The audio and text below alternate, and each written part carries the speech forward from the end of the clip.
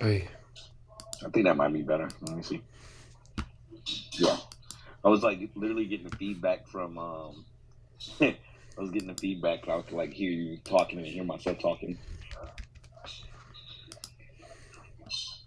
Yeah, I was too, but I thought he was doing. He said he's going to be recording, so I thought that's what's up. I hear you're gonna be moving, Zeus. That's good things, man. Yeah, for me, it's like it's not really that exciting though. Yeah, it's never good to like leave somewhere familiar to go somewhere where you don't know what's going on, but it's usually where you find the best change. You know, Yeah, I come from because like a just little let's small see. town, and when I left the small town, I didn't want to leave the small town either. I was just like, man, I want to stay here and and stay with my friends, but there was no opportunity there, so I had to move on. Yeah, like the last time I left to like I left, I told you guys I was traveling. I went, I made not up to 2 days there, and I was already on my way back. I came back, and my mom was like, "You're There we back go. already?" There And we I'm go. like, "Yeah, I did Get out of everything I there was now. supposed to Put do, the so mic I on just so you ran can get back less immediately." feedback. She just smiled. How have you been vibing? What's new with you? I haven't talked to you in a couple of days. There we go. A big weekend. There we go. And get out of there now. Out of that room so you get less feedback. How have you been vibing? What's new with you? I haven't talked to you in a couple of days. At a big weekend. Yeah, man, everything's been good. I was gonna tell you the reason why you were getting feedback is on the Scott Tripp profile. You have the microphone on, Yeah, I so you can I shut it off. I don't have the mic on it. It's the problem is I was right beside the Mhm. computer and I was putting everything on record. So when it's recording and hearing the sound off the computer, it gives you feedback on your end. So you shouldn't hear Oh, it okay, anymore. cool. Do you how's the little DJing play going? I haven't looked today at all. I've just been staying Did away you guys from it. see that the Bitcoin mining is finally, it just hit a new all-time high, so it's finally back. Mining is coming back finally. So does that mean that Bitcoin price is going to go up again then? That means that the miners haven't essentially been paid from the last cycle. If that's fair to say. But I think we're gonna see some you're gonna see a lot of action in the next week or two with the mining back intact.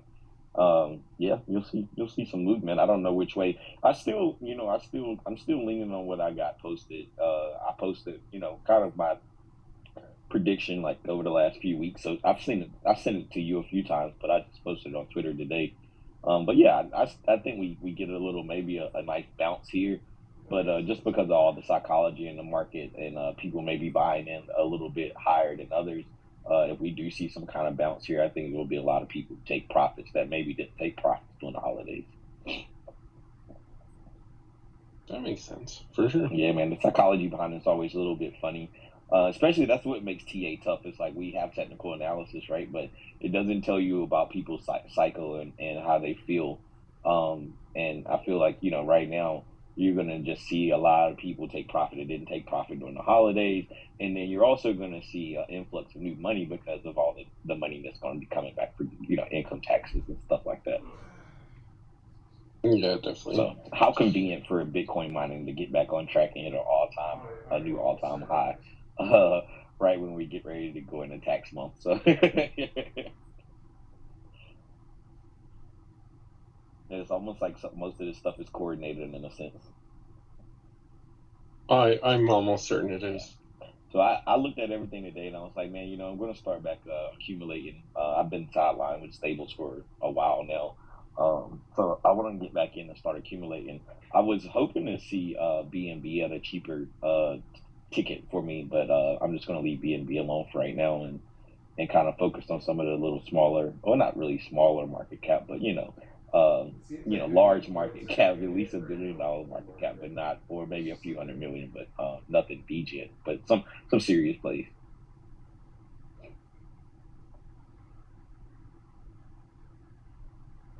It seems like the meme coins are taking a hit right now. Well, Kishu So Kishu good. looks good today. They had some news come out about they're gonna be used as payment. The same thing that everybody else is doing, using the scam to get payment. But I forgot who the partner was that released the news today. So I seen they had a little bit of a bounce. I've kind of got my eye on Cardano right now, just because if we kind of remember what happened on the last time, everything kind of like dropped. We're looking for the bottom. Cardano was one of those first ones to come out. And it's funny though, because I've never been a big Cardano smart contract fan. I don't feel like they work, especially for the amount of time they've been working on them. But they definitely got a good community, and if you look at the chart, I mean, it's on a breakout right now, and I mean, it could potentially at least double up and give people some hope. Well, that'll be I've good. seen some people like crying about Baby Doge today because I guess they didn't take profits at the once they got back to the all-time high. But people just, I don't understand. Like, well, I guess I do understand, but it's so tough to help people like that, because they're just waiting for their money to be, I guess, six figures, or maybe they have $20,000, $30,000. That's their figure to pull money. And they don't take profits along the way, and then anytime you hit these retraces, you could get back into a double top, and then you lose all momentum.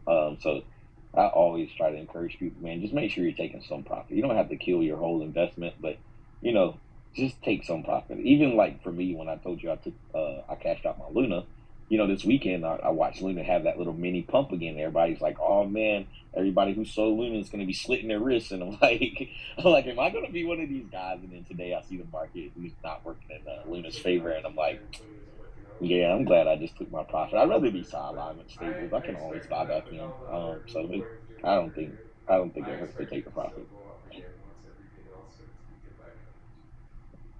Yeah, it looks like my degen play isn't working out. It's dipped below 100, but I expected that with all the other meme coins doing what they're doing.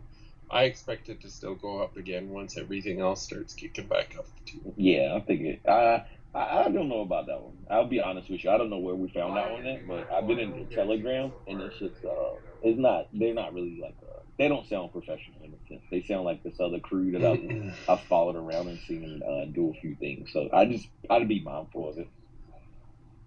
I'm gonna be mindful. I'm only gonna take it so far, and then I'm gonna get out. Yeah, I'm only looking for for that one, to be honest. I'm just gonna 2x. I bought into it without doing any research. And then after I bought it, I went and did research, and I was like, "Fuck! Shouldn't have bought that." I was like, "It's okay. It's okay."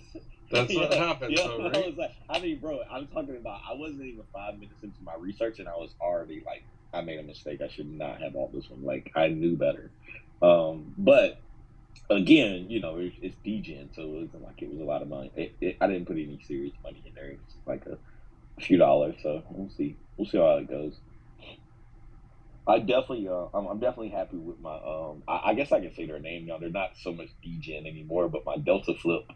I was telling everybody about that one at 400, between 250,000 market cap and 400,000. And yesterday they hit $4 million market cap, and then did a retrace back down to 2.5, and then today they're back at a $3 million market cap, trying to establish a new floor. So I think that one, I actually like that one. The funny thing is, Scott, is that when I found it was degen. Their rewards program is you have to have 500,000 of their token to receive the rewards. The rewards come in the form of Ethereum, pegged Ethereum to Binance, obviously, and they give away 13% of all transaction fees go to the holders. So it's not that many holders holding 500K. When I first got it, I purchased 300K, and it was cheap, like I want to say $50. And I was like, I'm not going to buy the rest, and then all of a sudden now that it's 4,500,000, it's almost 2 BNB. So I'm like, I'm never going to see these rewards, because obviously I'm not buying a BNB worth now at the point that I'm at. But yeah, it's been a really funny play, even though I don't get the rewards. I mean, I get it's definitely made a crazy move for me, and from a 4 degen play that may be turning serious. Yeah. I figured Monday's going to be slow today, boys. I think. Yeah, all good, man. I mean, we had snow yesterday here, so I'm not really like doing much today. I'm just kind of like laying around the house. I had to do an AMA earlier for that project. I thought that project was really interesting. I don't know how to pronounce their name. Actually, I'm thinking about that one. Yeah, too, that one was really interesting, and I like how they have mining in the community, and as you buy in, they'll actually send you the miners after 6 months. So that was actually pretty cool. I did have a lot more questions for them, but kind of how I got the AMA thrown in my lap, I was like, let me just kind of, let me just, I'm glad I'm here, and I just kind of just started winging it. But then you say by sending me those questions, so that was really good. I apologize. I was supposed to do it too, but I told Andy like I'm getting my kids ready, and they were unorganized this morning, so it was really difficult. So he understood, so I just sent him to you. I was already in there asking questions. I had seen like Jenny disappeared. I was like, well, let me just go ahead and jump in and ask some questions. Thank God we've done like, probably like fucking 10, 15 AMAs. So I'm kind of like, I could pretty much come out with a bunch of questions right off the top of my head now, rather than having to do a lot of research about the project. But I think that project was interesting. I did sucker in and buy XR Doge. You just have to download the XR wallet. Yeah. How's Wafer today?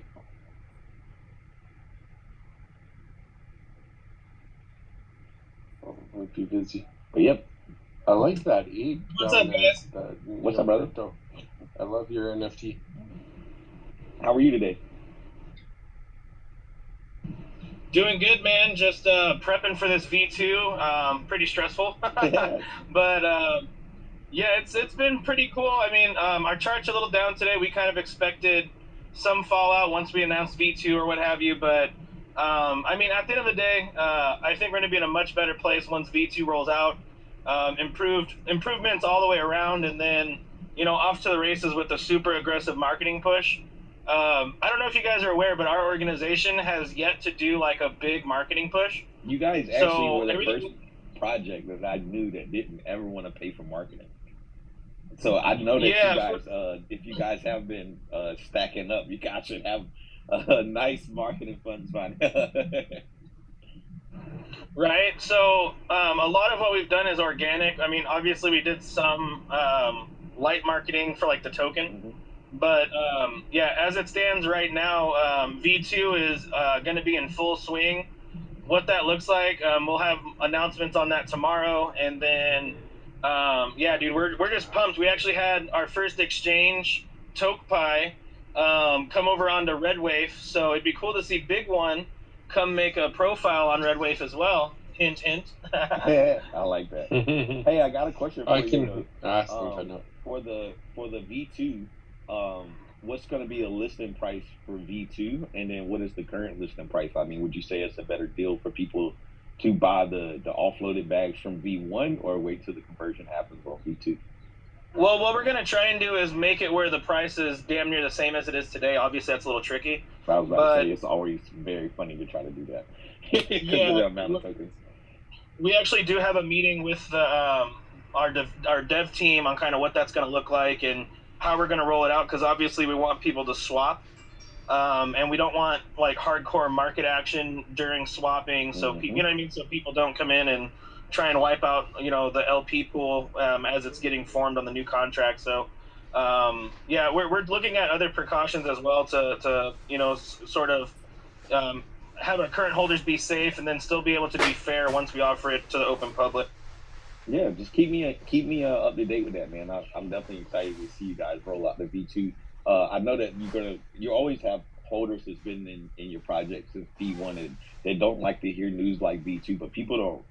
I don't think people realize how forever evolving crypto is and how much you guys actually have to change to keep up with the times that you're in. I mean, I know for a second there, having a trillion tokens was almost like a thing, and it worked because you could offer a lot more tokens for cheap. But to attract some of those more serious investors, we have to get those supplies down and make the numbers a little bit easier, because smart people, they rather read the numbers in the front and not the numbers in the back.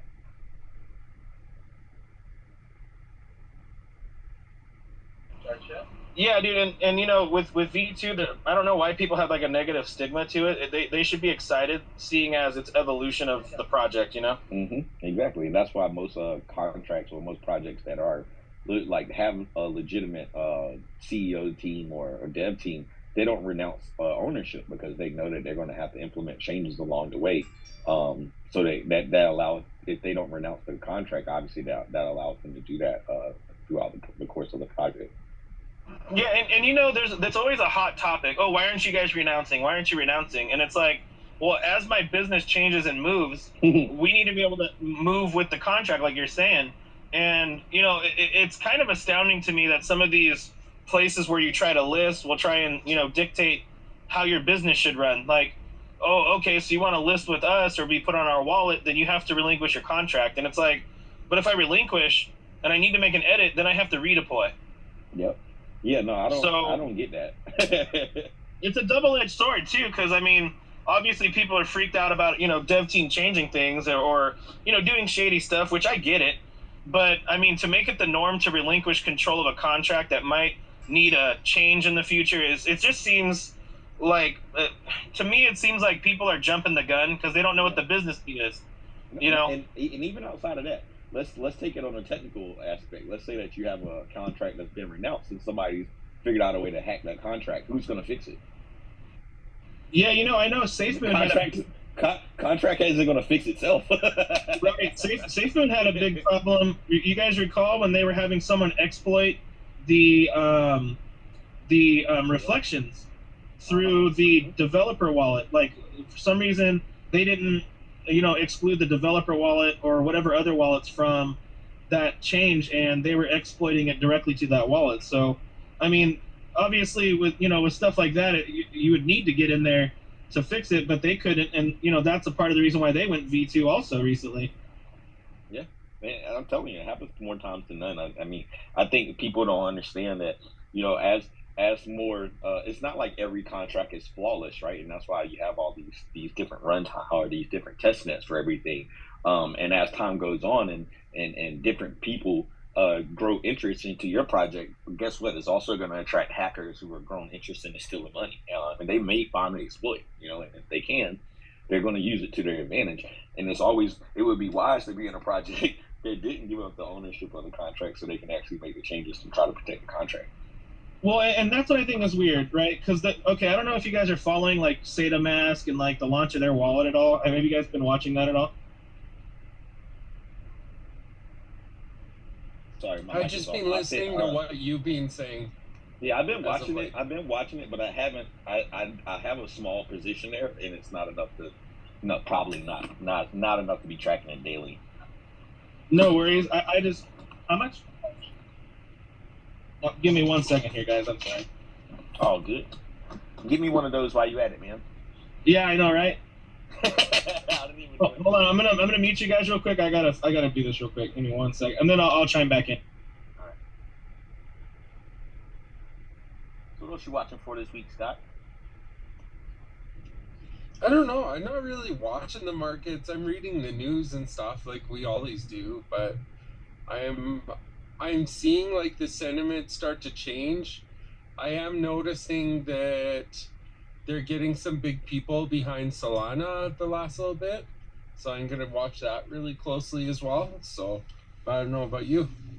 Yeah, I mean, I got my eye on Solana. I posted, I'm waiting for it to get back to $60 before if I'm going to entertain it at all. But, they just have, for a project like that, to have that kind of exposure, I mean, to take on that many community members and have that much liquidity and it not to be safe, I don't get it. Like, Solana confuses me on that. It's just like, you can't have two network outages in the same quarter. Like, it's just, I don't get it. Like, but they also use a different mechanism to validate their transactions in a time manner, and it's a little bit of a technology. It was a technology that came out a few years ago, and a lot of blockchains steered away from it because of the vulnerabilities that it caused or created. Because you can create timestamps and just post them. So there's always been a little bit of knowledge of knowing that wasn't the most secure process of what you're trying to implement. It's fast though, and cost efficient for sure. I'm watching Doge too because I bet you during this slow period it would be really intelligent for that board to start releasing some of their stuff, especially with Elon releasing what he released. Now I expect that board to release about the staking and the ecosystem that they're building. I'm assuming it's going to be anytime, but who knows? Yeah, Doge is back. All right, go ahead, brother. Oh, sorry to cut you guys off. What I was gonna say was with the SATA Mask launch, and this goes back to relinquishing contracts and stuff. They have been dictating or trying to dictate to projects that they have to relinquish control of their contract in order to be listed there. I did hear about that. Yeah, and that's really fucked up in my view because some of these, like my project, right, we're supposed to be listed there, but some of the parameters and like some of the qualifications, if you will, have changed since we originally, kind of got involved. So it's been kind of interesting to watch them try to dictate, like, to these other projects what's going on. But, like, there was a token called Shinja or something like that, and then another one called Luffy. And right, like, the day before the launch, they were told, like, last minute in the 11th hour that they weren't going to list because of these minor little things. And that's the funny thing, right? So here's the other part, right? Here's the second leg to that. It's like, I've go around to some of these Saitama rooms and stuff, and people are like, Saitama's going to help get rid of rug pulls, right? And essentially they are trying to put precautionary measures in place to help people be protected from rug pulls, but they are not the perfected source in telling a project what they can and cannot do, right? And I think, if they don't want them listed there, that's fine, but to kind of give people an stigma that, hey, if Saitama doesn't say your project's okay, you're not okay, that's not right, because let's just say that it's something that these two protocols use differently, and they look at it differently, and that's what makes them different. You understand? Like, and then right. Is it going to be a thing where Saitama's okay to say, hey, if they do approve a project and it does rug, is Saitama going to be the one that bears the responsibility? Like, so well, and like, see, therein lies the question, right? Like, do you guys have insurance contracts in place to reimburse holders, or like, how does that work? I'm an insurance broker, right? That's what I do. So what I've been trying to do is work with some of these insurance companies to see if we do have a wallet or an exchange go up, if we can have at least a mild insurance to help cover some loss if something happens.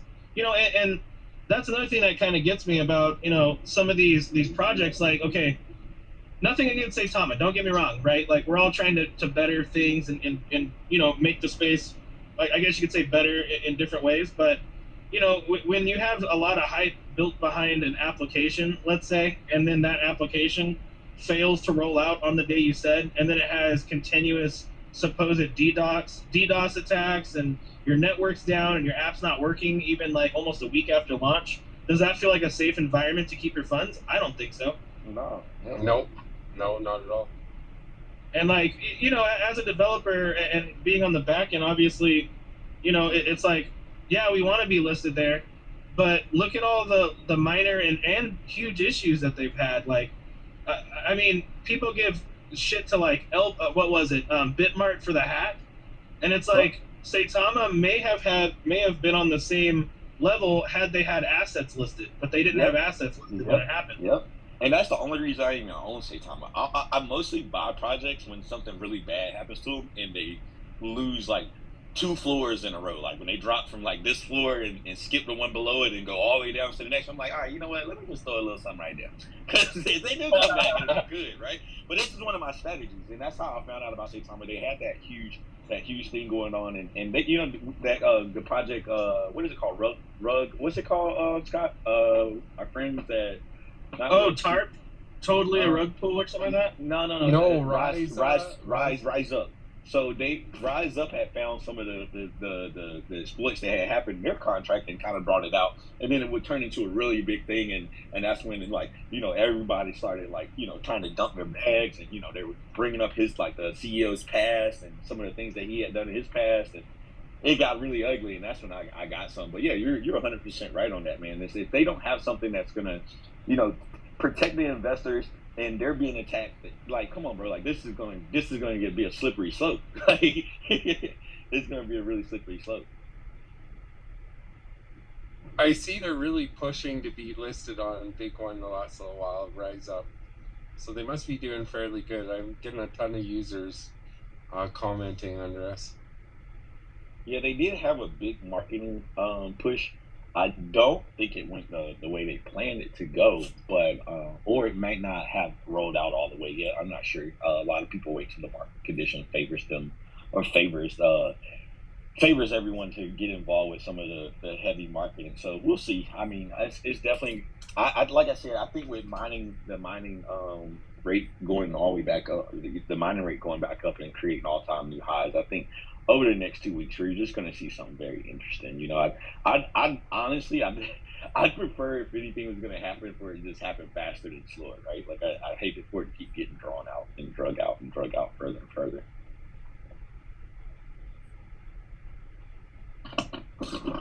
What other interesting projects have you guys heard about lately, or what in the news has caught your guys' attention, I guess? The one thing that caught my eye was Solana being pegged as the next Visa. I seen that yesterday. They're like, Solana's gonna be the next Visa. He's like, wait till the day they can't open because they got this shit shut down. Oh man, but shout out Solana though. I still think they got a big push. I mean, I think development wise they got some ways to go. But again, if they did start taking on mass amount of transactions, I think that they would incur a lot more problems than they're facing right now. And I think that goes well. That goes to say with a lot of the blockchain. Right. Absolutely. The 20th, the government's releasing their report on cryptocurrency as well. And I think that's going to be really interesting. I believe January 20th. Is that the They're just U.S. talking government? about rug pulls, watch.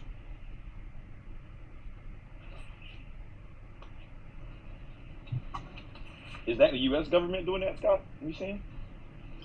Yes, it is. Yeah. You are correct. All right, man. Y'all better get your NFTs up, bro. Well, it's kind of makes you worry a little bit the way they said it, because I have a feeling they're going to kind of blame cryptocurrency for their inflation or try and pass the blame game a little bit. No way. Literally, the only thing to blame inflation on is the trillions of dollars that they continuously print via these terrible mandates. Like, living in the States and seeing these morons pass bills that make no sense for the people is astounding. Like, the consensus here in the States is these people are morons and they don't belong in power. Like, that is the complete consensus right now across the board, I'd say.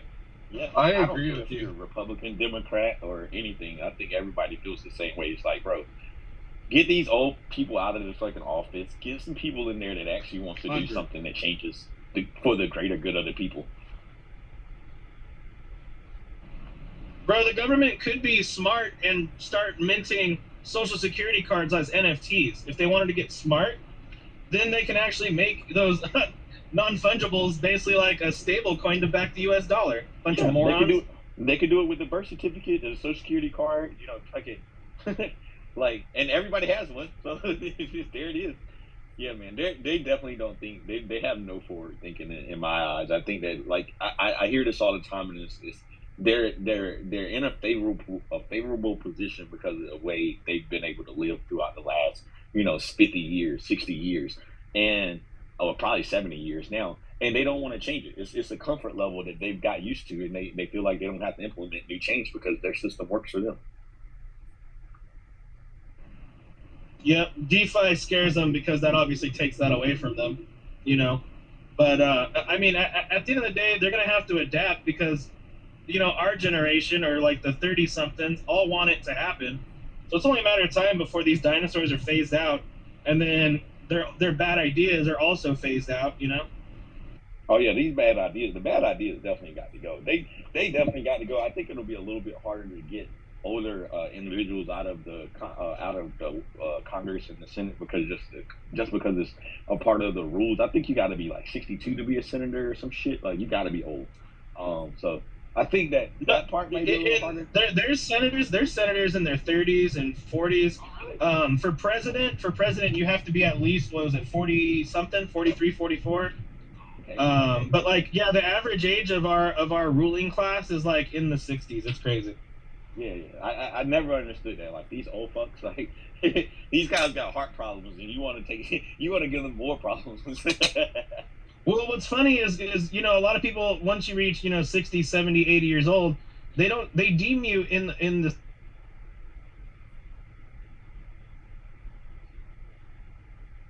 running our country, which makes zero sense.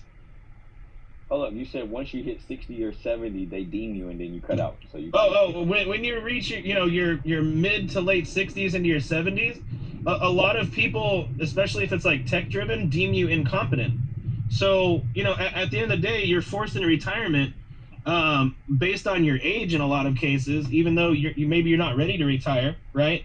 And that happens frequently in the States. So then you get people kind of asked out when they're in their golden years. Yeah, I can see that for sure. I mean, you definitely get people pushed out just because they feel like if you're a certain age, maybe you can't adapt with the times that you're living in, or it might be weird for you to try to bring your philosophy into that new time or that new age.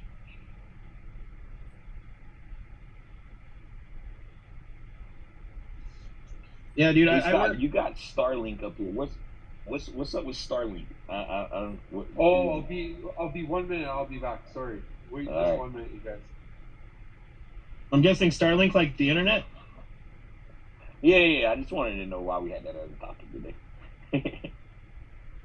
Because Elon Musk is going to pay for that mission in Doge. He definitely is. He's so smart for that, right? Like, to get the middle class to pay for your spaceship is fucking intelligent. Well, and like, okay, so at the end of the day, when you really look at how everything's going, he's really just an influencer that makes rockets. It's crazy.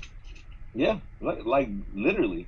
I don't know anything that he's done for the people that himself that's been greater than I guess what the government is doing. They manufacture cars, he manufactures cars. They send shit into space, he sends shit into space. So I don't know, man. That reminds me of Borat when he's all like, I got a step my neighbor cannot afford. Borat is the man, bro. He's trying to prep us the whole time. Little did we know, right? Some of the things he talks about is funny, but it's like it's actually it's pretty spot on. Weird but funny. That's like watching that movie Idiocracy. From what I understand, they're using that Starlink to use Doge somehow. Like, I don't know if it's going to be like a mining side of it or what it is. I don't think they released a lot of information, but they're kind of combining the two, which is just good PR for Doge, right? And good PR for him as well at the same time, like you said, and creates that rocket effect almost. Don't get me wrong, man. I love Doge, but unless someone tweets about it, it seems to not do very well. I think there's a lot of people, and I don't hold any Doge right now, but the thing is, like, I think a lot of people are waiting for the ecosystem release because they're so far behind, say, like, Shiba Inu or Kishu even. They have a lot of stuff that they still need to work on and release still, and then once we see release of the ecosystem itself or the upgrade, I think we'll see that definitely impact it. All I know is I saw it go to like 13 cents and I bought me more bag. I tell you what though, they got some major whales in Doge that can keep that price down. I mean, you guys have been around long enough to know where Doge was and where it got to, and it had a crazy amount of tokens then, and it still has a crazy amount of tokens.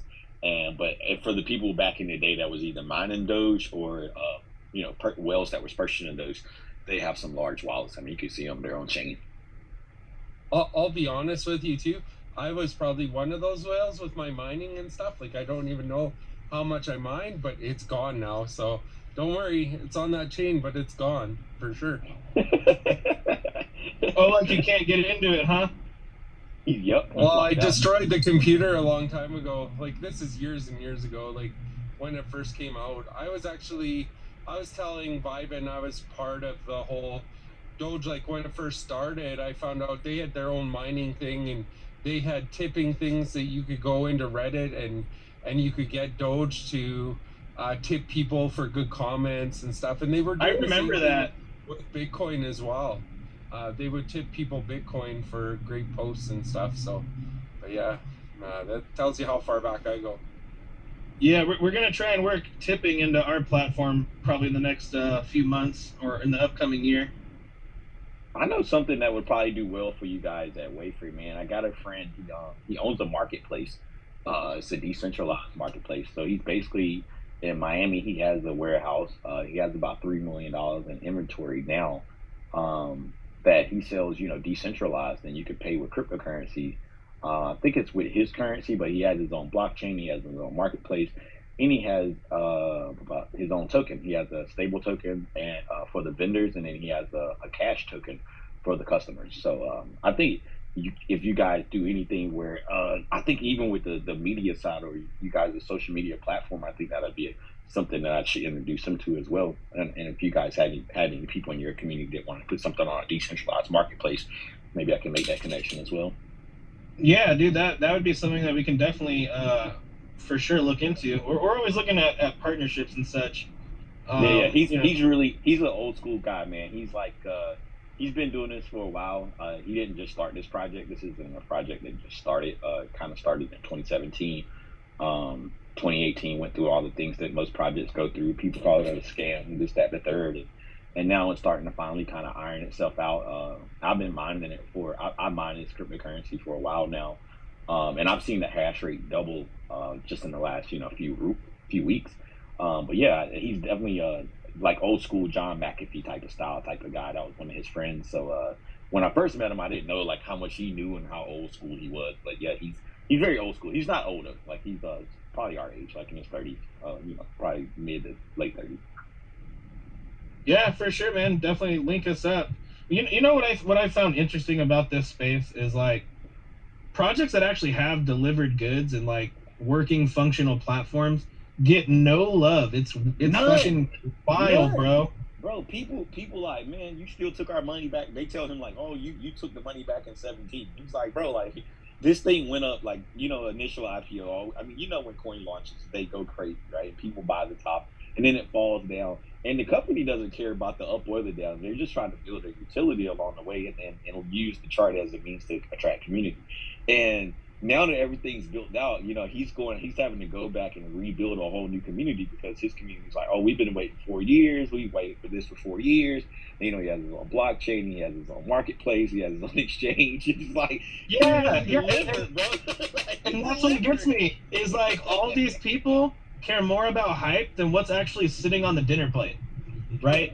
like that's one thing that blows my mind. Like our project, for as small as we are, we have a lot delivered, right? We have our social platform, we have the apps, we have V2 coming out, we have a decent amount of things delivered, and we have plans to obviously deliver a lot more.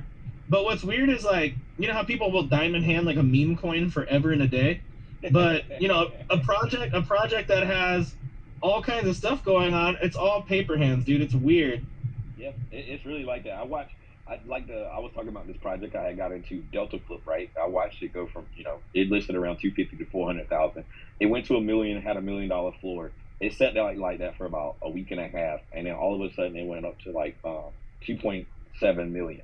And people were so hyped. And then throughout the night, it caused more FOMO. People buying in. It gets up to 4 million, and then people start taking profits. And then it goes back to 2.5, and people are in the Telegram like, oh, this shit's it's a rug pull. Like, you guys are snatching liquidity. It's like, bro, like, what do you guys want? It's like, you want to fucking a million X overnight, huh? Like, you just want to wake up a billionaire. Like, and it's literally, and what's crazy to me is like, it's never enough, right? Like, every day it has to be some new news, or every day it has to be some big announcement. Mm-hmm. And that I think is kind of irritating about this space is people chase the news or sell the hype, right? Or buy the news, whatever that is. Yeah, they always do. They look to buy the rumor, sell the news. Like they're trying to buy that rumor. They're like, what's the next best thing? What you gonna do today? And what's the next thing? And what's the next thing? And it's always like that. And it's like people don't realize how much pressure they put onto these projects and these developers. Like they already have a plan. Let them. You have a roadmap for a reason. let the projects work on the roadmap. When things don't get accomplished that are on the roadmap, that's when you should start questioning. But if a project already has a utility and they're bent on doing this, let them do that, and without asking them, hey, are you going to get into the metaverse because everybody else is in the metaverse? Like, no, bro, diversify your portfolio. Go buy a metaverse token. This isn't a metaverse project. You know, like, and I wish teams did do that. I wish developers did just stand up and be like, yo, you should diversify. We don't do that here. We're not trying to do everything. We're trying to do one thing great, and then we'll expand on that as we go along. Like, trying to give everything to everybody with one project is impossible. Nike doesn't make Reeboks for a reason. Right. Exactly. I've never seen a fucking pair of Nike pumps. Like, I've never seen Nike pumps. I never even seen them try to replicate it. They're like, oh, you like pump? We'll go pump your shit over there at Reebok. You know, like, you don't see it. You just don't see it. See, and I wish more people understood these concepts, right? Like, a lot of people, and this is a startling statistic for me. Once I started digging, it said the average hold, or like most people will only hold a token for about 9 to 14 days. Shit. I'm not even gonna lie, man. I did that one time recently, and I literally I wanted to smack myself in the face. Like, it was a project called Green Shark, and I bought it, and I seen it bouncing up and down, and then like the morale got bad in the Telegram, so I decided to sell it. It was probably a $500,000 market cap, and here it is today. I go back and it's 2 weeks later, and it's at a fucking $14 million market cap. It's like, there went 6 figures. It happens fast, man. It's wild. Yeah, it does. As soon as a project breaks that $1 million floor, they usually get between 3 to 5, and then once they kind of sit in that 3 to 5, to get to 10 is really fast. I don't think people realize how fast it happens, right? And I try to watch the holders. As long as it's the same amount of holders and we're not losing holders, then that shows to me it's a good community. Then you should be holding. But if you wake up every day and you losing 200 to 300 people and you're not gaining anything back, chances are you need to start being careful. That liquidity is getting missing. Right. That's pretty amazing. And you still don't hold any of their tokens, eh, Ivan? Or? No. I won't buy anymore. Like, like once something starts running, it's okay. Like, I tell people all the time, man, look, if you think the buses come fast, you should get in crypto. Buses come every 15 minutes, and crypto is 10 times faster than that. There's always going to be something else coming out, man. Well, that's just it, right? Just wait for the next big one. Yeah, I mean, if I believe in a project, I will, but, like, I don't feel like that project has any underlying utility that wows me. It doesn't have the wow factor, and if a project does have the wow, and even then, if I buy something, bro, I don't know why with that one in particular, I usually always, if I spend less than $100, I honestly don't really pull the money. I'll just leave it. And if it goes, like the BigONE, they came in for AMA, I bought $50 worth of their stuff, and then today I looked, it was worth $1.72, and I seen it like that a few weeks ago. But then sometime between then and now, I've actually seen it go back to 50. So if I was smart, I would have probably bought the dip at $1 and doubled up even more. But I just like I have to know that they have a underlying utility or something that or a community that's super strong, that's not always crying and asking when Lambo.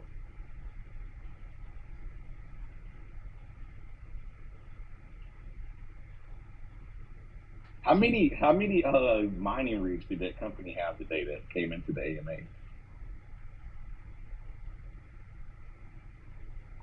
Do you recall? I missed that question, to be honest with you. Please place item. Oh, I think it was.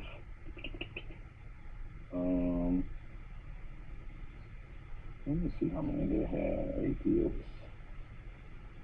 They had 154 mining machines.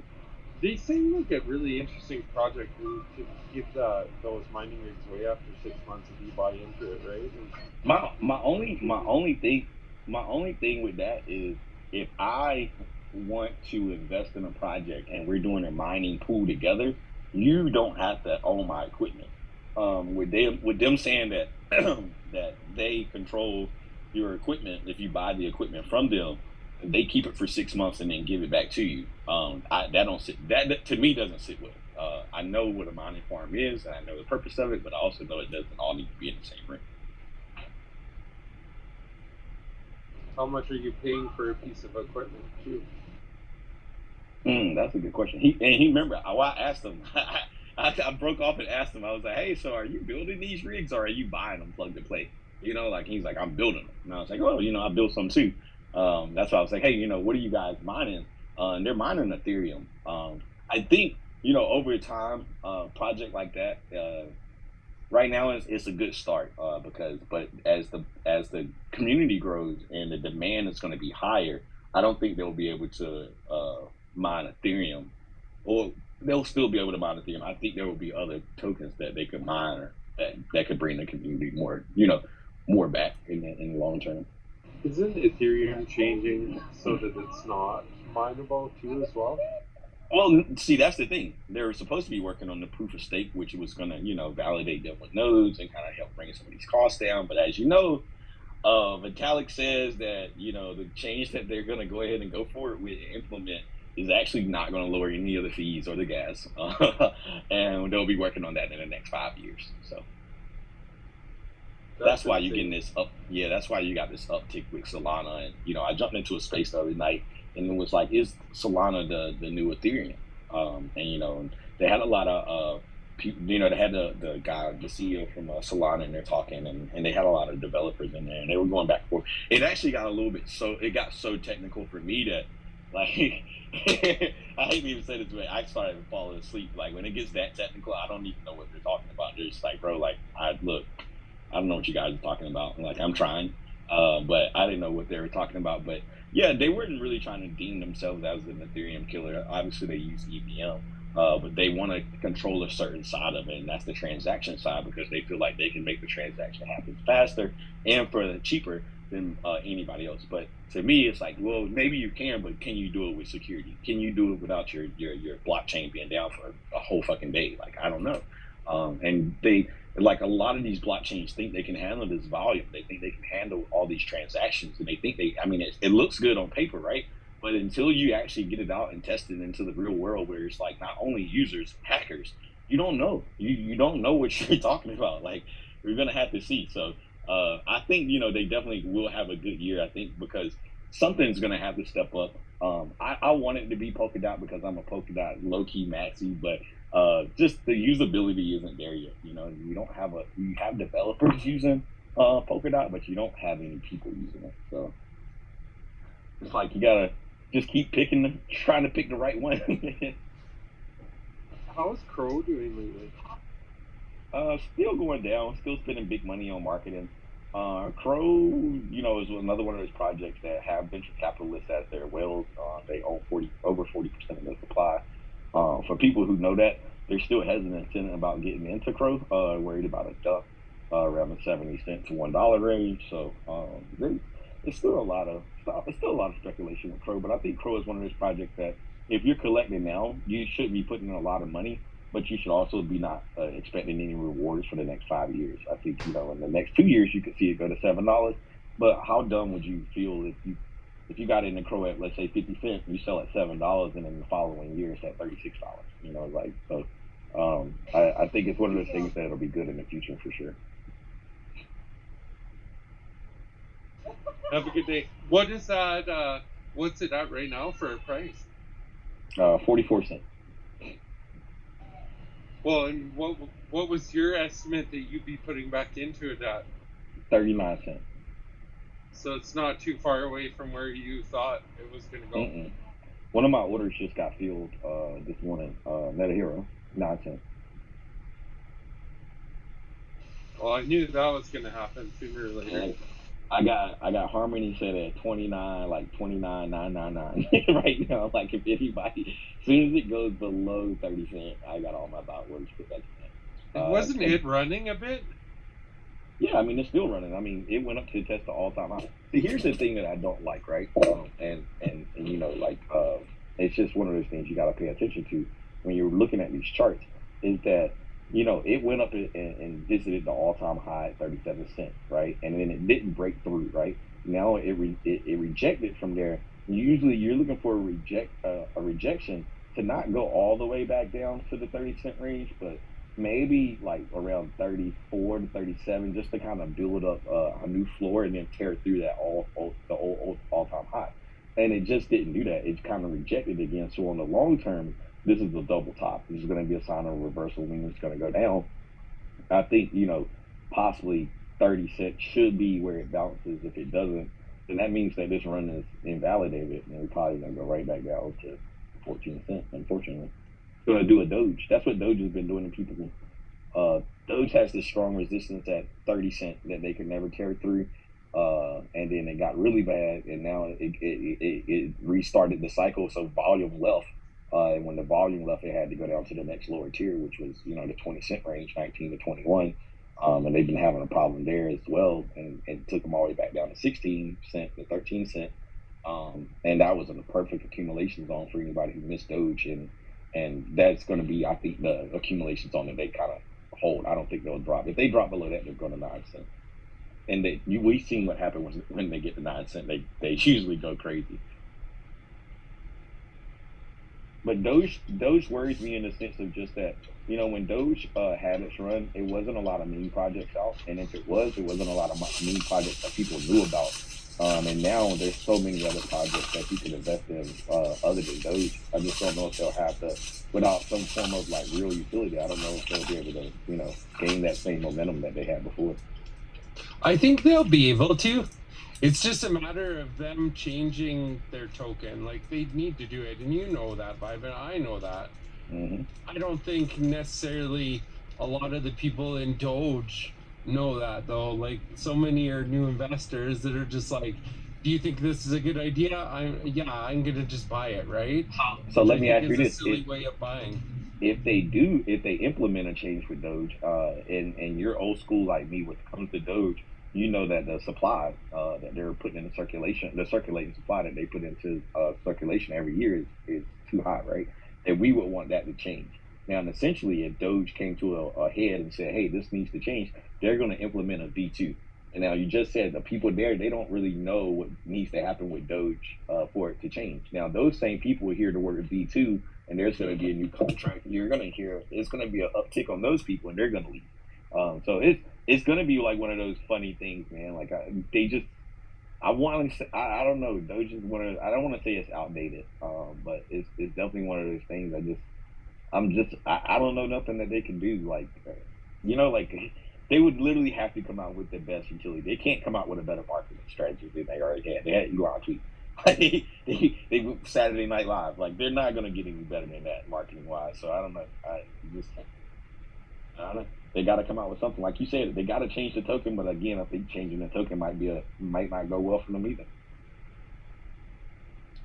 Depends on how they do it, and I think they realize that's why we're not seeing the rush of it, because I think they realize they probably got to do it right. You know what I mean?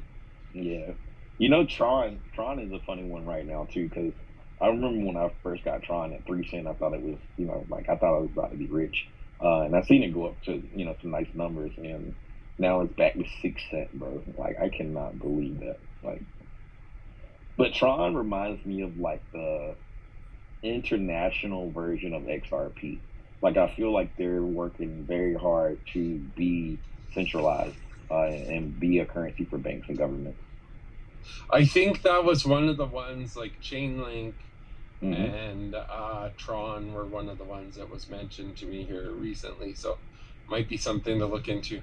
No, I'm already still holding. I'm still holding, but I don't got no choice now. I'm only up 2x now, and that's been like 6 months. Oh man. So yeah, I'm gonna keep an eye on that one. I got another one that I keep an eye on is Hedera, Hashgraph, HBAR. I think that some of the things that they have in their protocol is pretty cool. Constellation, I've been a big fan of. But kind of just I seen when Hedera, Hashgraph, or HBAR first came out and they got launched on KuCoin. Well, not when they first came out, but when they first made it to KuCoin. I actually knew about Hedera when it was like 0.000 something or 0.00 something. We kind of got it in March, and now it's up to 25 cents. Yeah, like 25 cents now, 26 cents. But I've seen it go up as high as 71 cents. So it's one of those things like, I watched this cycle. I watched myself buy things early in this cycle and then not sell them at the top. And now I'm starting to see the way they come back and play the bottom again for me. And it's like, damn, I could have took a lot of that profit and bought back in at the bottom, or moved it along to go somewhere else. But yeah, we just lost the $2 trillion market cap for the total market cap. We're back at 199. So this might be going down to where we were talking about, or you were talking about. Yeah, it's going to hit it again, bro. I told you these little weekend pumps don't do nothing but give us the fucking shoulder. They either give us a head or a shoulder every time. It fucking sucks. We talked about that on Friday. I was like, well, here they are giving us another shoulder, and it's like Bitcoin needed to get back to 44.3 or 44.5, and it still never broke it. It kind of got up there, played around, and then sat back down. So let's see. It's at 42 right now. Yeah. Oh. Yeah. I still have it going down a little bit more. Yeah. So this would be the right shoulder of the hip shoulder. When they formed the tip, when they formed that tip at 44, they never got back to 44.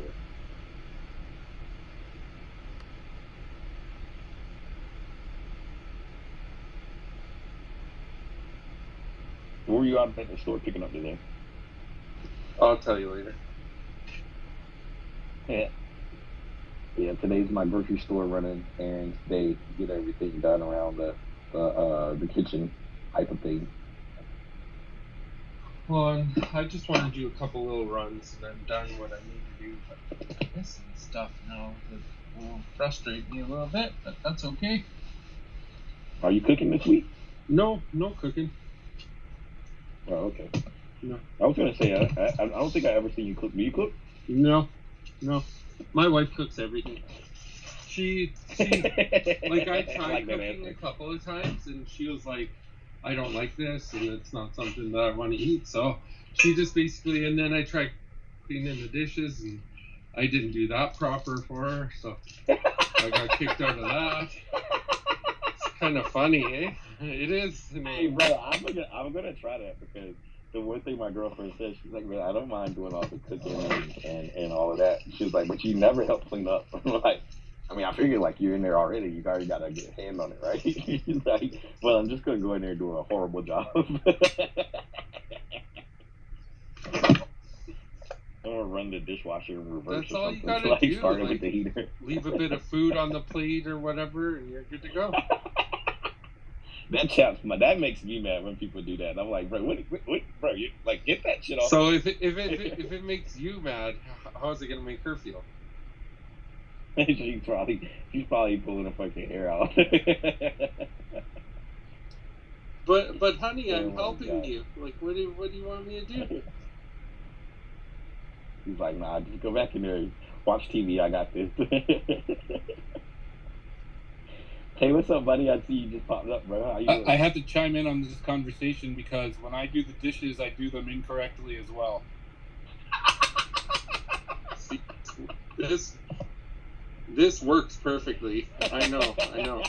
Scott was like, I tried cooking and she said this wasn't good. So she kicked me out of the kitchen. Then I tried to help with the dishes and she was like, nah, you're not doing this good. I'm not even allowed to do the laundry anymore. I'm not allowed to touch it. Exactly, same thing. I feel you, Bunny. I feel you. Hey, yo, y'all are living in the future already, man. Like y'all already got this figured out, man. Just throw a blue sock in the white laundry with Clorox in there, bro. It's just everything's coming out sky blue. She's gonna be like, get the fuck away from this laundry room. Oh my god, it's funny though because I do my own laundry. I don't let my girlfriend do my laundry because I dry clean a lot of my designer stuff, and like if she washes and dries it like a sweatshirt that I pay good money for, I lose my shit because they kind of shrink a little bit. So that's our agreement. Hey, I'll handle my laundry. You got the kitchen, and then we got like a robot to clean the floors and stuff. Yeah, that was the way it was for me until we had kids. Oh yeah, then it's like equal responsibility. We don't give a fuck no more. It's like, yo, it's your day. You're doing the laundry and all of that. And we worried about food getting in the dishwasher. Baby throw the whole turd in the laundry in the washing machine. Yeah, I gotta try that one though, Scott. That's a good method, bro. Scott said, man, I just purposely leave the food on there. Throw a chicken bone in the dishwasher. Yeah, I mean, you gotta do what you gotta do. It's just like one of those things. But she's like a perfectionist when it comes down to it. And I've been bad lately about leaving stuff on the table and stuff. I gotta correct myself there because she does so much around the house and stuff. But I notice myself doing little things and it frustrates me even. I'm just like, smarten up, man. You gotta try a little bit better. You have this good, like, don't fuck it up. It's like, hey man, you know you got something good, man. Don't mess it up, bro. Being lazy.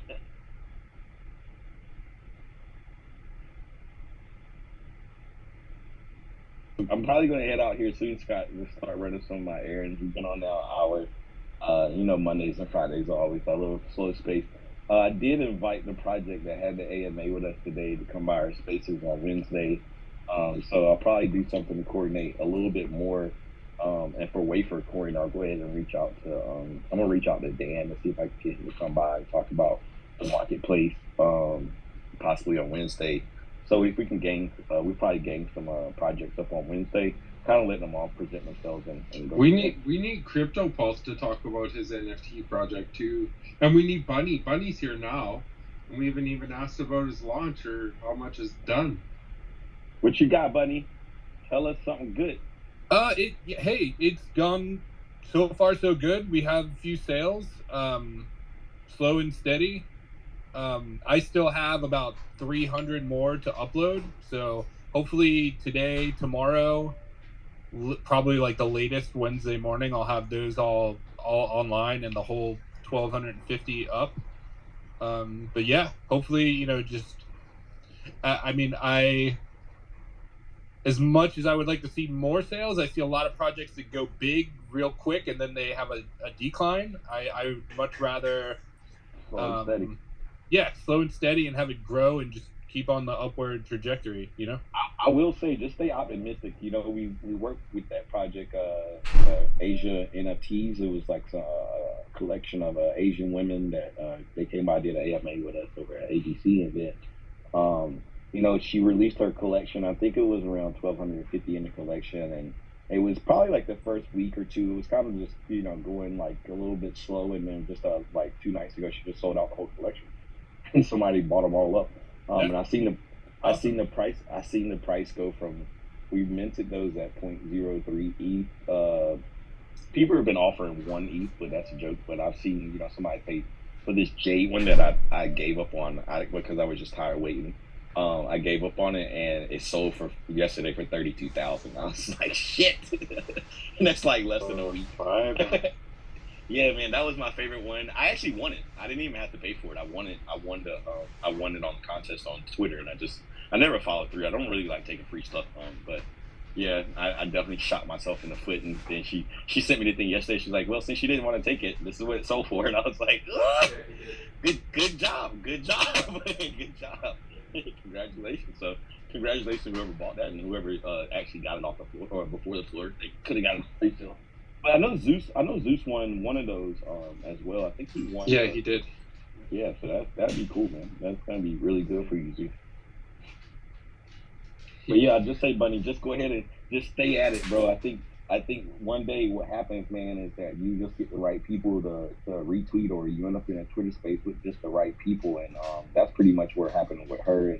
And somebody gifted Steve Aoki one of the Asia NFTs, and he just went there. He posted it, and once he posted it, the whole collection sold out like instantly. So that's all it takes, man. Just the right person getting their hands on it.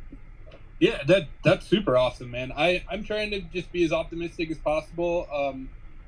I think I haven't been able to, my head has been too deep in it. I haven't been able to take a break and step back yet, even because I haven't finished uploading them all. Because they're taking me about 5 minutes a piece to upload, so it's taken me legit a week to get to this point. So hopefully in the next couple of days I can finish them up, take a few days off, step back, get some fresh air, and come back all nice and clear-headed. That's it. Sometimes you just need a little bit of breathing room once everything goes. I couldn't agree more, man. I think anytime you could take a step back and kind of see, what you've been working on and actually sit back and say, hey, man, I put in X amount of time now. And you got to just kind of sometimes just like let it work for itself. I think, just take some time off. And then once you come back, you'll be fresh. You'll be rejuvenated again. It'll feel like you just had your first episode, your first dose of creatine. Did you see that guy in Indonesia that sold out all his NFTs? I didn't see that one. So he made these NFTs of his.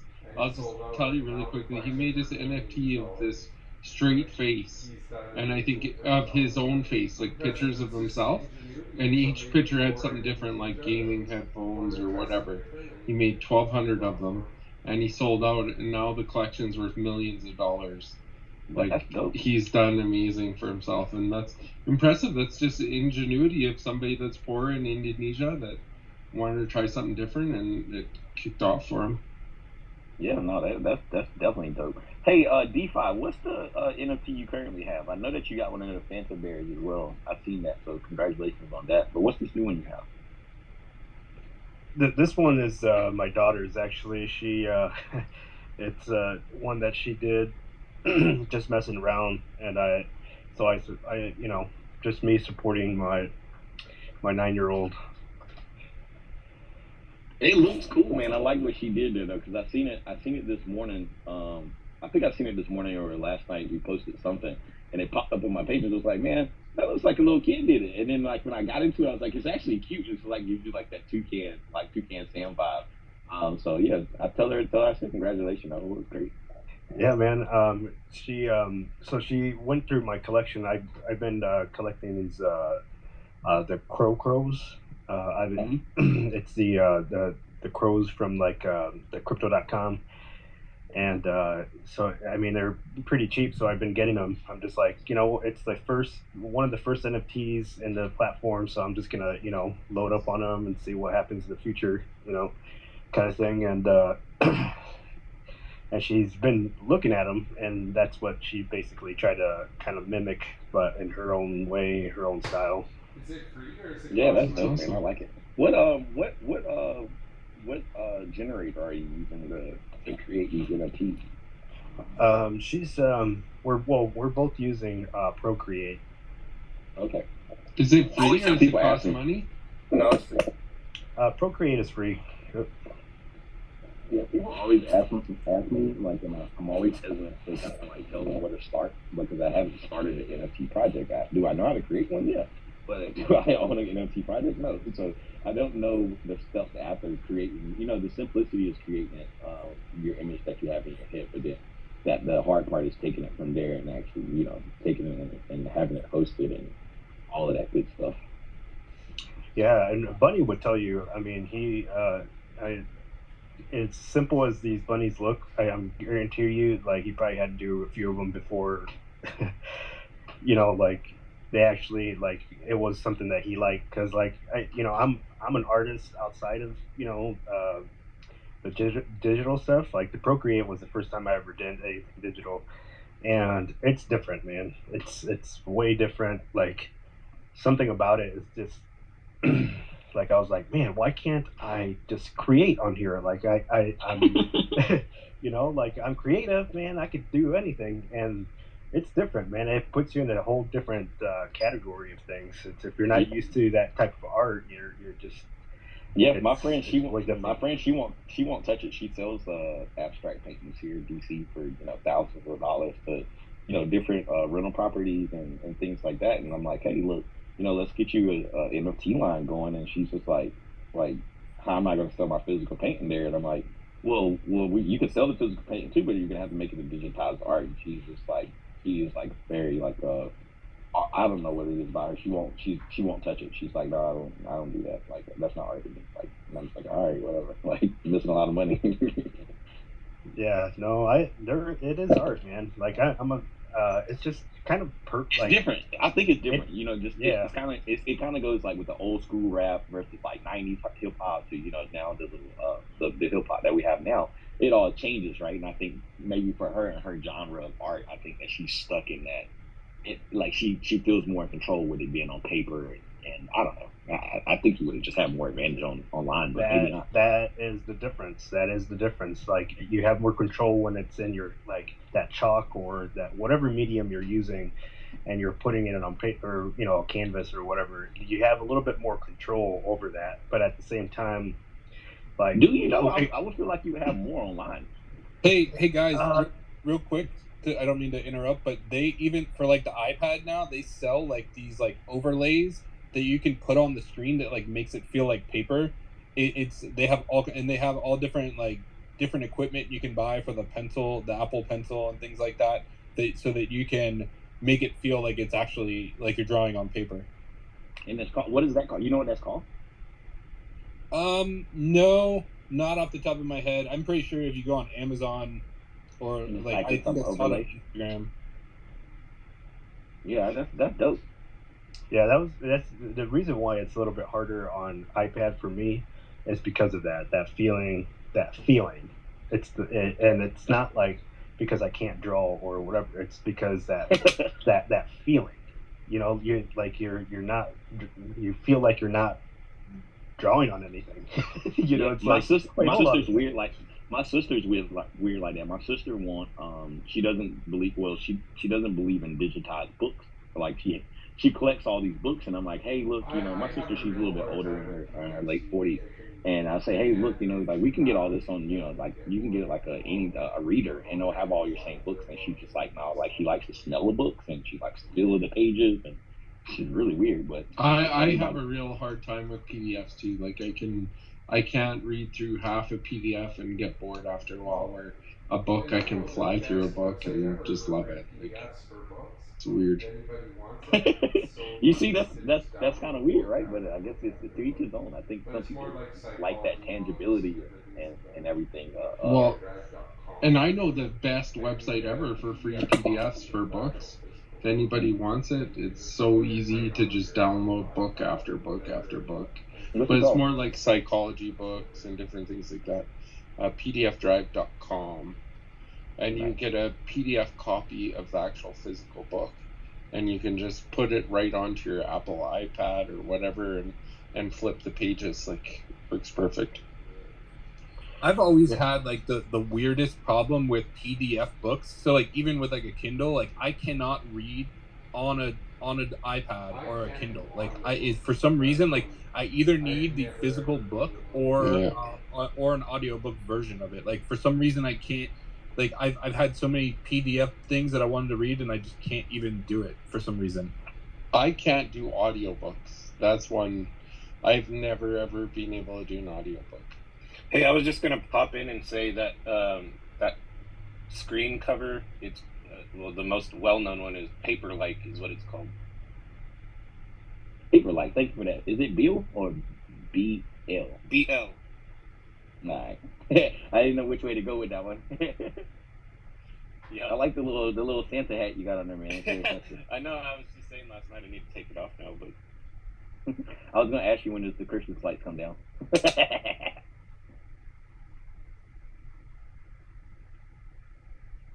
Well, we're on the subject. So Michio, I don't know if you guys know who Michio Kaku is. He's like a physicist. He wrote a book about maybe 10, 11 years ago. It's called Physics of the Future.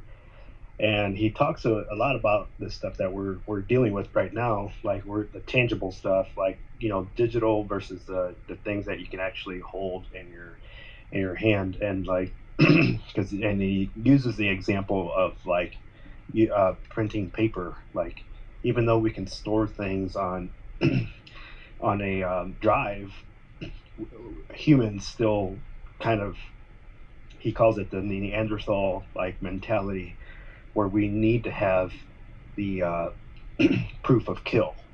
Like it for some reason we have to have it in our hands, like, and it's going to be like that for a while until we really integrate our or physical form into more of a digital form. But like, it's a pretty cool book. It's called Physics of the Future. That's dope. The proof of the kill. Yeah, because like that actually makes sense. I mean, that's an interesting concept. That'll definitely make me read that book. I don't care if it's physical or digital. Though honestly, I think I'm at a point now. I actually prefer digital books over the book, just because I'm more likely to leave a book somewhere than I am my iPad. You're gonna forget it somewhere. Fuck yeah, bro! Like if I could tell you how many books I left in the backseat of planes, like I've probably donated a mini library rough already. I used to read books as like my getaway, kind of like when I was a kid, because I had a lot going on.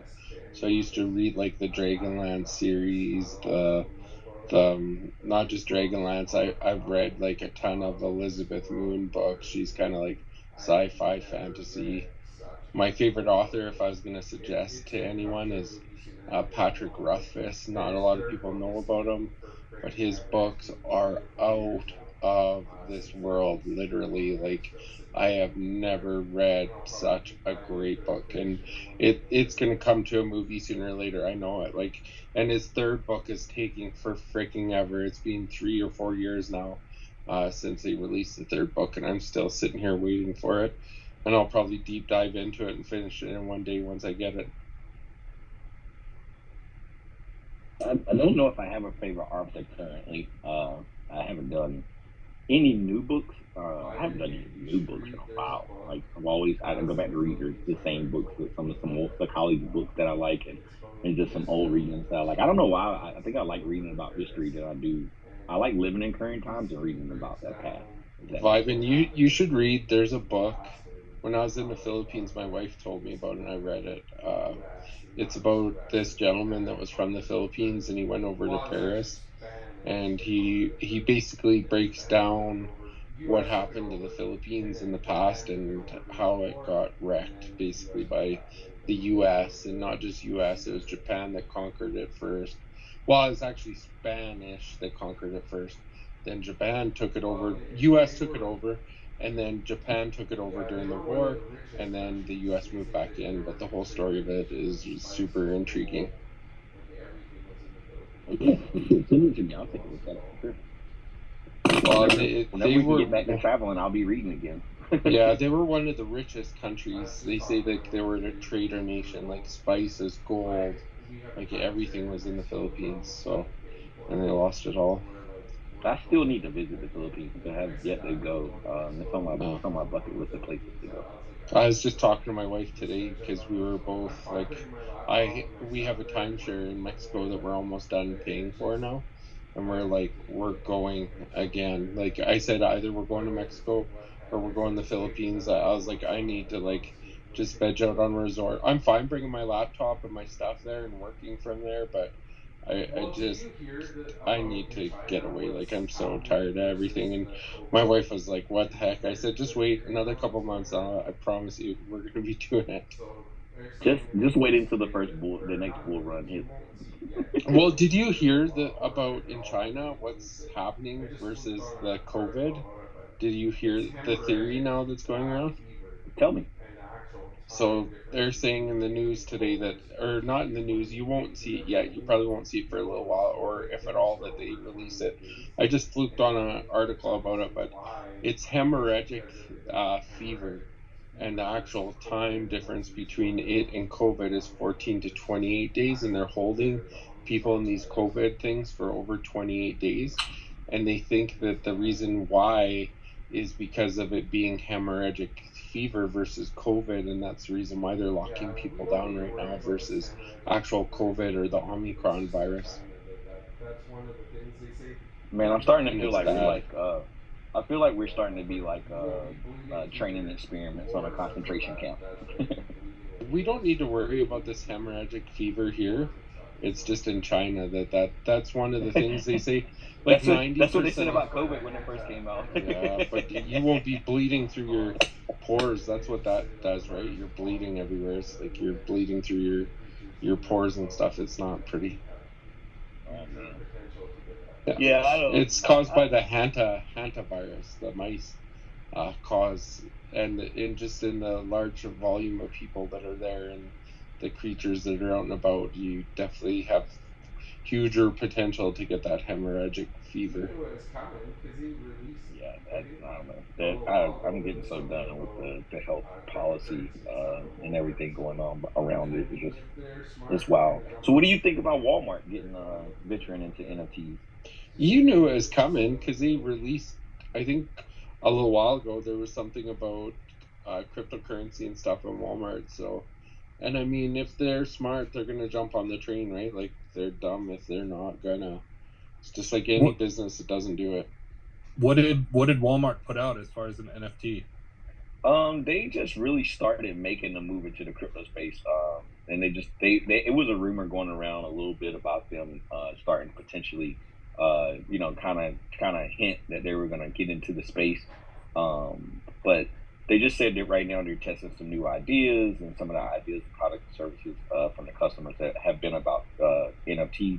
So I'm not sure what they're going to do, but I will definitely say one thing about Walmart is they're really good at, when they do think of ideas, they're good at putting patents on them. So whatever they do come out with, if it is different, they'll patent it and keep it up like one of its own, I guess, in a sense. I think this Jake Paul thing I posted on my own Twitter, like Scott Tripp down below, but is it not Jake Paul, but his brother bought that box of Pokemon cards? I don't know if you heard Logan, about it, but fucking idiot. $3.5 million for this box of unopened first edition Pokemon cards, and they open up the box and it's a bunch of GI Joes, but he had a guarantee from the authenticating company that it was real, so he was able to get his money all back from what happened. That's the same as like when you sell shoes online, or like certain what's the name of this app that I use? It's a shoe app that I use, but you can buy or sell your shoes, and they validate if it's real or not. If it's not, then they try to back charge you if it is. Everything. Well, and that's what I think. This is what I mentioned on my own Twitter. Is it would be brilliant for somebody to actually make an NFT that correlates ownership and authentication, and then attaches it to collectibles such as cards or different things like that to prove that they're real. So then you have a tracking story in the blockchain for the rest of that object's life, proving authentication and that it isn't fake. And what was that one? That was my own idea. Oh.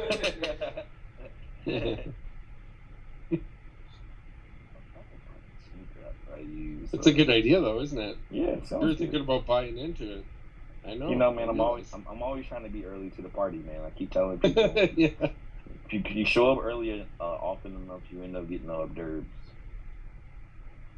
Yeah, I think eventually it's going to get to that point. You know, like the Psycho Kitties, they're starting to do things with like Nikes.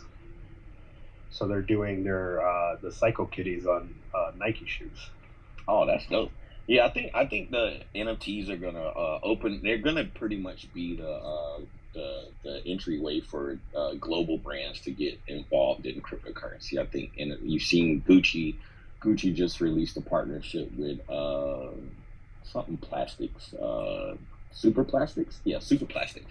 So Super Plastics and Gucci have a collaboration. I've seen something with Balmain lately. I've seen something with Dior. So I think that all of these brands, I mean, the same way we see QR codes for making things easy to purchase, as long as we're tying that same technology back into cryptocurrency, I think it's just going to make it easier. And then, hell, who's Nike for not wanting? Who would Nike be for not wanting to sell a pair of digitized shoes that they actually don't even have to produce for the same amount of money that they're selling shoes that people actually physically hold? Like, they would be, like, I think brands would be. I seen a cool video yesterday. I find it for you. It's on LinkedIn, but this guy was working on VR technology in like your hands, so you can physically see the bones in your hands in your actual physical hands, it was so real. It was insane. Like chains moving around chains, and like they were taking the bone and like using a crowbar and twisting the bone, and it made you feel like weird just watching this guy do it to himself in the video. But in the same sense, then I tied it back to the AR side of things, augmented reality. Like you get to that point with your glasses that you can overlay your skin, overlay whatever. You're gonna see so many NFTs and stuff moving into augmented reality in the next little while. Like it's gonna be insane. Just a combination of virtual reality version with augmented reality. It'll be insane. I'm so excited for it. Like I know it's coming. Just waiting for it. Actually, there is an NFT that released these hoverboards. I don't know if any of you guys seen it. And to do the unboxing of your hoverboard, it's an augmented reality on your phone. So you get the box, it gets delivered to you, and then you open the box on your phone in augmented reality, and then you can control your hoverboard in augmented reality, like cruise it around your street or whatever. It was kind of cool. Oh, it's so funny. I just got into this Walmart. I went and found that Walmart article. I was talking about patent. They filed 7 patents over the weekend. Okay, see, they can't patent NFTs though, and I'll be shocked if they try to. Here's one that they're going to patent. They say the retail chain filed for a number of patents, 7. One that included that the online retail store where the retailer would offer virtual merchandise. These would be virtual versions of the merchandise. So they could essentially build their own Walmart city or Walmart town and have different vendors set up, and they can sell. Let's say people have stuff in the metaverse, like houses. Well, people are going to need furniture. They're going to need toys for their kids. They're going to need fake household products to go around the house, and that's what Walmart is filing a patent for. So I can't see the metaverse being where people live, though. I'll hate myself if I have to go live in the metaverse kind of deal. I think it'll be optional, right? I think that as we push the younger generation, I mean, you guys all have kids. You're starting to see like school is going to start becoming a thing that's digital. You know, like school is going to be something that kids go to school online. So to see them have a life online, it won't be hard to imagine for the future. I think in our day and time it'll be hard to foresee, but I don't think it'll be hard going in the future. I don't.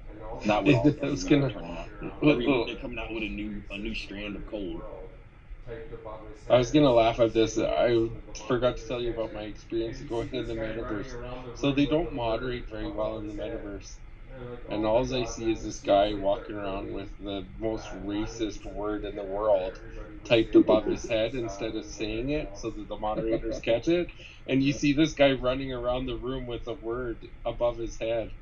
And like, oh my God, man, this feels like the early 90s of the internet where everybody was saying nasty stuff and whatever else. Chat lines and all of that shit. I was one of those little bad kids, man. I was one of those kids, like, you know how sometimes when you're in a space and a little kid comes in and he's like, yo, suck my thing and whatever, and like leave out. Like, I was that little kid. Call me cracker. Yeah, he called you the C word.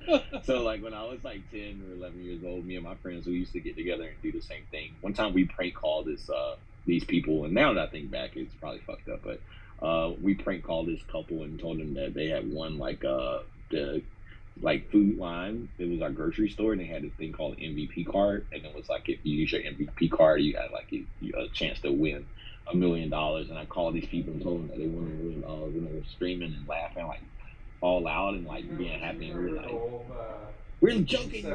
Like we just said something with me, and I was like, bro, like I think back now, like yo, I used to do some fucked up shit as a kid. But also we lived in a town with one stoplight, so we were pretty bored. You know, do you remember the old? They used to have phones, the VoIP phones or whatever, and I figured out that you could call around the world to different places. So I would like call Scotland and call the most common name that you could find in the phone book. And I'd be like, is such and such there? Stupidest stuff ever. Man, good old phone just book. Dumb. That's how I used to find the people that I used to prank call to. Just literally, pick up the phone book and just go in there and just pick a name. But thank God, I think like that pushed chat lines to come out, because it was like Kids are so bored. They're just calling random people, hanging up, telling jokes, and doing prank calls. And then Do you remember somebody, the Jerky Boys? what's the Jerky Boys? You gotta watch it. It's like, you kicked my dog. It's a show? In the video. It was like, it wasn't YouTube videos, or it was tapes back in the day, but I'm telling you, even if you listen to it this day, like today, it's like they did just prank calls. That was their thing, doing prank calls back in the day to people. And some of these prank calls that they did were just absolutely the most funniest things you've ever seen. Bro, I used to watch some that was really... Lost you. Into the blockchain. Do you remember them, DeFi? I see you laughing. I just remember that one. Yeah, I do. It's funny that you bring that up. We used to listen to, like, when we went on road trips, we'd just put on the cassette and just like listen to these guys. It's funny shit. Yeah, I just remember that one. You called some guy from I forget where it was, and you were like, your daughter kicked my dog, or you kicked my dog, you kicked my dog. I remember it. Just little bits of it, but I'd have to go back and listen to it. I know there's YouTube recordings of it still online. I'm back. My AirPod. Yeah, I'm gonna have to look into it. My right AirPod decided to crap out. So I had to switch to the left. Well, we're probably getting close to space anyways. Yeah, I'm holding you up too, Biden. My truck's been outside running and warming up for about 30 minutes now, so it's actually going to be very toasty. I'll probably lose about $30 worth of gas. All right, you guys. Thank you for tuning in, everybody, though. I had fun today. Yeah, man. Always good to talk with everybody. Appreciate everybody who came up, coming up. If you didn't have a chance to come up and you want to come up next time, just raise your hand. But as always, we appreciate everybody.